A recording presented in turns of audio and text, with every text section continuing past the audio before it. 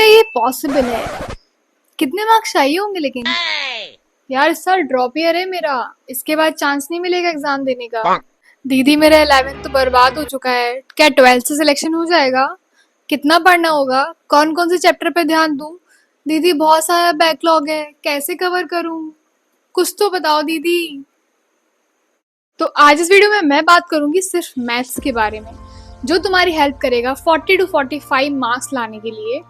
50 भी ला सकते हो यार, अगर अच्छे से फॉलो करोगे तो इस वीडियो को एंड तक जरूर देखना। ये वीडियो काफी कट टू पॉइंट होने वाला है, तो तुम्हारा टाइम वेस्ट भी नहीं होगा और सारे पॉइंट्स को अच्छे से ध्यान से सुनना, जिससे कि तुम आगे अपनी खुद की हेल्प कर सको, तुम्हारे मार्क्स भी अच्छे आए और क्या पता तुम इस पॉइंट से 99 परसेंटाइल भी ग्रैब कर सको। और आगे बढ़ने से पहले अगर तुम इस चैनल में नए आए हो तो जल्दी से उसको सब्सक्राइब कर लो, क्योंकि आगे आने वाले हैं काफी ज्यादा अमेजिंग वीडियोस जो तुम्हारी प्रिपरेशन में भी तुम्हारी हेल्प करेंगे। और अगर तुम्हारा सिलेक्शन हो जाता है तुम्हारी मेहनत से, तो उसके बाद भी तुम्हारी काफी ज्यादा हेल्प होने वाली है इस चैनल के थ्रू। तो don't forget to subscribe and like this video. तो चलो हम बढ़ते हैं आगे। बट एक और बात, अगर तुम इस वीडियो को पूरा नहीं देख रहे हो या फिर स्किप कर रहे हो, या फिर मान लो कि तुम अपने IIT-JEE के एक सच्चे एस्पिरेंट नहीं हो, तो इसको छोड़ के अभी जा सकते हो, क्योंकि फालतू में तुम अपना टाइम वेस्ट करने वाले हो यहाँ, और कुछ नहीं। क्योंकि यहाँ हम करेंगे बहुत ही ज्यादा कायदे और पॉइंट की बातें जो कि तुम्हारे 99 परसेंटाइल में तुम्हारी बहुत ज्यादा हेल्प कर रही होंगी लाने के लिए। तो सबसे पहली चीज तो do not ignore your mathematics. अगर तुम मैथ में अच्छे नहीं हो या कमांड नहीं कर पा रहे हो, तो उस पर और प्रैक्टिस करो, उसके PYQ सॉल्व करो, उसके चैप्टर वाइज क्वेश्चन सॉल्व करो, सॉल्व सॉल्यूशन लगाओ, बट उसको करो। क्योंकि अगर तुम मैथ्स में 40 to 45 मार्क्स भी लेके आते हो, तो तुम इजीली 99 परसेंटाइल स्कोर कर लोगे। बट उसके साथ साथ तुम्हें अपनी फिजिक्स और केमिस्ट्री पर भी अच्छा ध्यान देना होगा। तो इस वीडियो को देखने के बाद तुम्हें अपने आप से एक प्रॉमिस करना होगा, और इस वीडियो में मैं जितने पॉइंट्स बता रही हूँ उनको अपनी लाइफ में एकदम अप्लाई करना होगा, तभी शायद तुम अपने ड्रीम को पूरा कर पाओगे। तो बेसिकली ये वीडियो डिवाइड होने वाला है 3 कैटेगरी के लोगों के। तो पहली कैटेगरी है everything is good right now. दूसरी कैटेगरी है स्टार्टेड गुड बट अभी कुछ सही नहीं चल रहा। थर्ड कैटेगरी है जो सभी लोग चाहते हैं, वांट गुड, लाइक सभी को सिलेक्शन चाहिए और सभी को एक अच्छी परसेंटाइल के साथ एक अच्छी ब्रांच और एक अच्छा NIT IIT चाहिए, राइट। तो जिन लोगों का भी सब कुछ अच्छा चल रहा है, लाइक मार्क्स अच्छे आ रहे हैं, मॉक टेस्ट अच्छे से दे रहे हो और उसमें भी अच्छे मार्क्स आ रहे हैं, तो इस वीडियो की कोई भी टिप्स को फॉलो करने की जरूरत नहीं है। तुम इस वीडियो को खुशी खुशी छोड़ के जा सकते हो, bye bye. But category number 2, like कि तुम्हारा बहुत सारा बैकलॉग हो चुका है, बहुत ज्यादा परेशान हो कि कैसे क्या करूं कि मार्क्स अच्छे आ जाएं। तो जैसे कि मैंने पहले बताया था कि ये वीडियो बहुत कट टू पॉइंट होने वाला है। तो बेसिकली तुम्हें मैथ्स के लिए इन 5 चीजों पर ध्यान देना है, जो कि है ये वाले चैप्टर्स और ये वाले चैप्टर्स। तुम्हें अभी से ही इन चैप्टर्स पे बहुत अच्छा कमांड करना है। तो बेसिकली बहुत सारी रिसर्च के बाद मैंने ये डिसाइड किया है, लाइक कि इतने सारे जो प्रीवियस ईयर हो रहे हैं अभी, उसमें से जो मोस्ट रिपीटेडली ऐसे चैप्टर्स हैं जिसमें से क्वेश्चन आ रहे हैं और तुम इजिली स्कोर कर सकते हो अपना टारगेट वैल्यू, जो कि है 40 to 45 मार्क्स। तो बेसिकली तुम्हें इन चैप्टर्स को बहुत ही अच्छे से अपना 100% देना है, और इन चैप्टर पे तुम्हें बहुत अच्छे से ध्यान देना है और इनको बहुत ही ज्यादा डीप तरीके से तुम्हें पढ़ना है, क्योंकि इसमें से काफी ज्यादा अच्छे अच्छे क्वेश्चन बन रहे हैं, जैसा कि अभी तक देखते आ रहे हैं। और अगर तुम भी प्रीवियस ईयर लगाओगे तुम्हें भी ये नोटिस होगा कि हाँ यार, इसमें से कम 3 या 4 क्वेश्चन रिपीट हो रहे हैं बार बार। और अगर तुम पूरे मैथमेटिक्स का अगर 12-13 क्वेश्चन भी अटेंड कर लेते हो बहुत ही अच्छे तरीके से, तो होपफुली तुम्हारे बहुत अच्छे मार्क्स आने वाले हैं।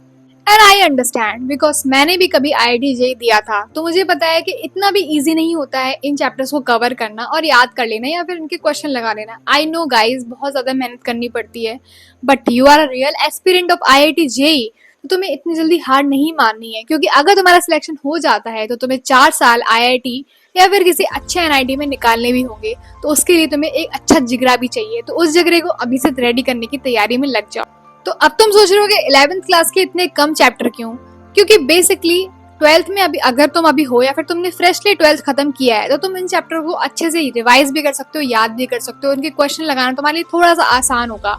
और अगर तुम्हारे पेपर में से ये क्वेश्चंस या ये चैप्टर्स ज्यादा आ रहे हैं, तो तुम्हारे लिए ये ज्यादा इजी टास्क हो जाएगा कि तुम इसको अभी प्रिपेयर करो। और 11th क्लास के जो भी मैंने 3 या 4 चैप्टर बताए हैं, उसमें से तुम्हें अच्छे से पढ़ना है और उनके PYQs भी सॉल्व करने हैं। तो अब हम चलते हैं हमारे नेक्स्ट पॉइंट पर, जो कि है हमें करनी है पीवाईक्यू सॉल्व। वैसे तो मैंने फर्स्ट पॉइंट में पीवाईक्यू की बहुत इंपॉर्टेंस हमें बता दी है। आई होप तुम्हें समझ में आ गया होगा कि पीवाईक्यू हमारे लिए कितने ज्यादा इंपॉर्टेंट है।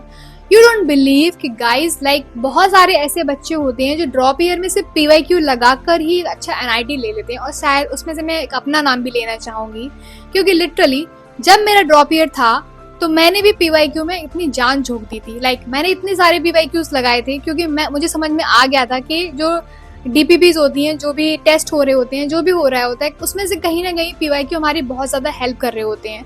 और अगर तुम्हारे अपने कोचिंग के टेस्ट में अच्छे मार्क्स नहीं आ रहे हैं, इट्स ओके, बट अगर तुम आईआईटी जेईई का मॉक टेस्ट दे रहे हो तो उसमें अगर तुम्हें अपने अच्छे मार्क्स आने हैं तो उसके लिए तुम्हें पीवाईक्यू ही लगाना पड़ेगा, क्योंकि वही मैटर करेगा कि तुम्हें कौन सा आईआईटी मिलने वाला है, कौन सा एनआईटी मिलने वाला है। तो गाइज इस चीज को बिल्कुल भी अंडरस्टिमेट मत करना।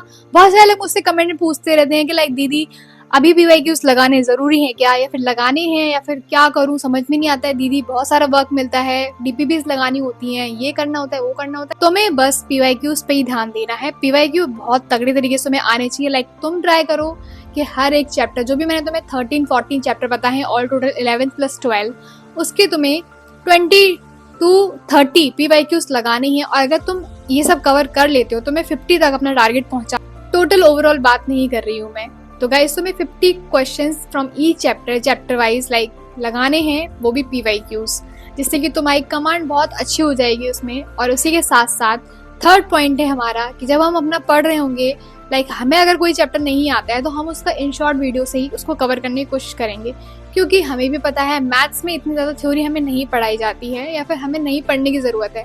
उसमें हमें कॉन्सेप्ट समझना होता है, और कई बार क्वेश्चन इंटरमिक्सिंग ऑफ कॉन्सेप्ट के होते हैं कि एक कॉन्सेप्ट इस चीज़ का, एक कॉन्सेप्ट उस चीज़ का, और ये रहा हमारा क्वेश्चन, अब उसको तुम सॉल्व करो। तो याद रखो और इस चीज़ को बहुत अच्छे से कि तुम्हें अपने बेसिक्स और कॉन्सेप्ट बहुत ज़्यादा क्लियर रखने हैं। अगर तुम किसी क्वेश्चन में फंस रहे हो तो इसका मतलब है तुम्हारा कॉन्सेप्ट थोड़ा सा कमज़ोर है। उसके लिए भी कोई बात नहीं गाइस, उसके लिए तुम बस उस कॉन्सेप्ट को जल्दी से रिवाइज करो और इस क्वेश्चन को लगाओ, और उसको रिवीजन भी करना बहुत ज़्यादा ज़रूरी है। जैसा कि मैंने बताया, तुम्हें नोट्स बनाने हैं बहुत कायदे से, क्योंकि गाइस जब तुम्हारा पेपर आने वाला होगा जनवरी का अटेम्प्ट या अप्रैल का अटेम्प्ट, तो तुम्हें उसमें काफ़ी ज़्यादा अच्छे से पढ़ना होगा और रिवाइज करना होगा। तो जब तुम्हारे पास कोई सोर्स ही नहीं होगा रिवीजन के लिए, आई नो गाइज ये बहुत ही सरल बात है, बट बिलीव मी बहुत कम बच्चे ऐसे होते हैं जो अपने नोट्स बनाते हैं। और अगर नोट्स बनाते भी हैं तो उसमें इतने मोटे मोटे नोट्स उनके होते हैं, जो भी लास्ट मोमेंट पे उन्हें इतना कंफ्यूजन होता है कि मैं इतना सारा फिर से कैसे रिवाइज करूं। तो तुम्हें धीरे धीरे अपना अच्छे से कवर करना है, और उन चीज़ों को तुम्हें शॉर्ट आउट भी करना है कि इतना सारा मुझे ना पढ़ना पड़े। ऐसा कोई कॉन्सेप्ट, ऐसा कोई अपना खुद का तरीका निकालना होगा पढ़ते पढ़ते कि जब तुम उसको पेपर देने जाओ अपना अटेम्प्ट 2025 में, तो तुम उस चीज़ को शॉर्टली रिवाइज कर सको और तुम्हें अपनी सारी चीज़ें रिवाइज हो जाएं, जिससे कि तुम्हें लास्ट मोमेंट पे यहाँ वहाँ ना भटकना पड़े। और प्लीज़ गाइज लास्ट मोमेंट पे कोई भी किसी भी लेक्चर को नहीं देखना, क्योंकि ये एक बहुत ही बड़ा बुरा पॉइंट होता है कि हम लास्ट पॉइंट पे किसी एक टीचर का लेक्चर देखने पहुंच जाते हैं और वो हमें किसी और ही तरीके से समझा रहा होता है उसमें, तो हमें जितनी चीज़ें उस टाइम आ रही होती हैं हम वो भी भूल जाते हैं। और कई बार टेस्ट के पहले अगर हम ये सब चीज़ें कर लेते हैं तो लिटरली गाइस हमें बहुत ज़्यादा प्रॉब्लम होती है टेस्ट के दौरान, क्योंकि वो 3 घंटे ही हमारे पास होते हैं जो डिसाइड करते हैं कि हम किस कॉलेज में जा रहे हैं। जब हम आते हैं चौथे पॉइंट पर, जो कि है रिवीजन।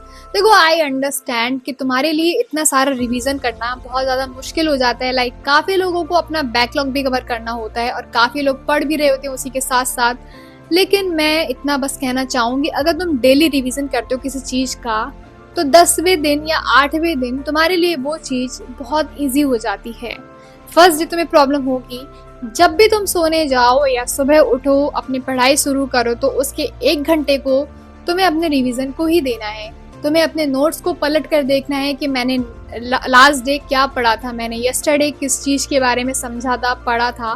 तुम्हारा रिवीजन होना बहुत ज़्यादा ज़रूरी है, क्योंकि मैंने कई लोगों को देखा है जो हमेशा बस पढ़ते ही रहते हैं, क्वेश्चन ही लगाते रहते हैं, नोट्स भी बनाते रहते हैं, but what about revision bro, what about revision? Revision कौन करेगा भाई? रिवीजन नहीं करोगे तो तुम जब टेस्ट देने जाओगे तो तुम्हारे अंदर कॉन्सेप्ट ही नहीं होंगे, तुम्हें समझ ही नहीं आ रहा होगा कि मैं इसमें क्या लगाऊं।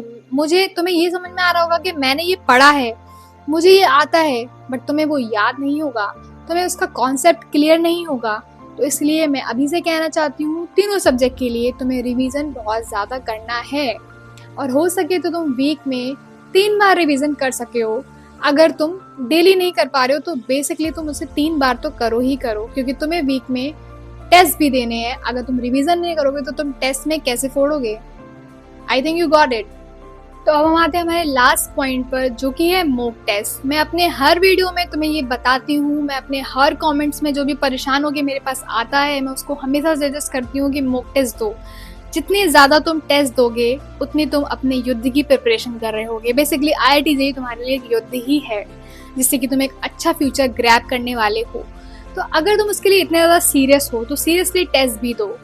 लाइक जितने ज़्यादा जो भी मॉक टेस्ट लगाता है, बिलीव मी, जो भी जितनी ज़्यादा प्रैक्टिस करता है, जो भी जितने ज़्यादा क्वेश्चन लगाता है, जो भी जितनी ज़्यादा सेल्फ स्टडी करता है, जो भी जितनी ज़्यादा मॉक टेस्ट लगाता है, उसकी अच्छी रैंक आती है। And most of the guys जिसकी अच्छी रैंक और ब्रांच होती है, वो कहीं ना कहीं उनका इन सब चीज़ों का फल होता है।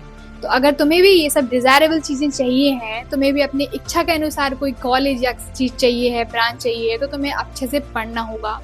तो इसलिए मैं अभी से सजेस्ट करूँगी, अभी तुम्हारे जनवरी आने में अप्रॉक्स 3 महीने हैं, अगर मैं सब कुछ हटा के बोलूँ तो 3 महीने तुम्हें लगातार मॉक टेस्ट देने हैं। तुम्हें अपने आप को एनालाइज करना है कि मेरे अभी कितने मार्क्स आ रहे हैं, उसके बाद मेरे कितने मार्क्स आए, मैंने अपने टेस्ट में क्या गलतियाँ की, मैंने कौन सा क्वेश्चन गलत किया, मैंने कौन से कॉन्सेप्ट को नहीं समझा जो मेरा ये क्वेश्चन गलत हो गया।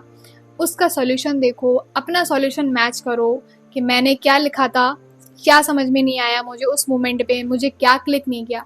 लिटरली गाइज, अगर तुम इन छोटी छोटी गलतियों को अभी से ही ध्यान दोगे तो आई बैट यू तुम 99 परसेंटाइल लाने वाले हो।